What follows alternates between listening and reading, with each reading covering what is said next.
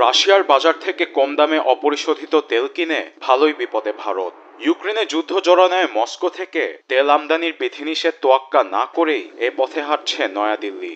এ অবস্থায় মোদী সরকারের বিরুদ্ধে রাশিয়াকে সহায়তার গুরুতর অভিযোগ এনেছে যুক্তরাষ্ট্র।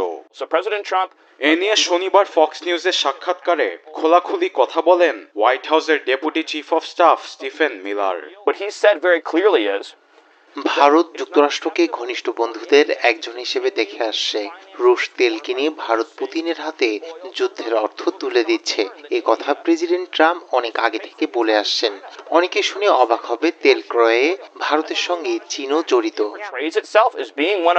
প্রেসিডেন্ট ট্রাম্পের সঙ্গে মোদির বন্ধুত্ব বেশ পুরনো, ফলে ভারতে 25% মার্কিন শুল্ক আরোপ সহ যেসব বিষয়ে সমস্যা রয়ে গেছে এ নিয়ে কূটনৈতিক সমাধানে জোর দিয়েছেন এ কূটনীতিক। তেল ক্রয় বিধিনিষেধ থাকলেও ভারতের কোনো কোম্পানির ওপর নিষেধাজ্ঞা নেই যুক্তরাষ্ট্র, ফলে ওয়াশিংটনের কৌশলগত চাপ সত্ত্বেও নয়াদিল্লি পিছু হটবে না বলে মনে করছে মোদির ঘনিষ্ঠ একাধিক সূত্র।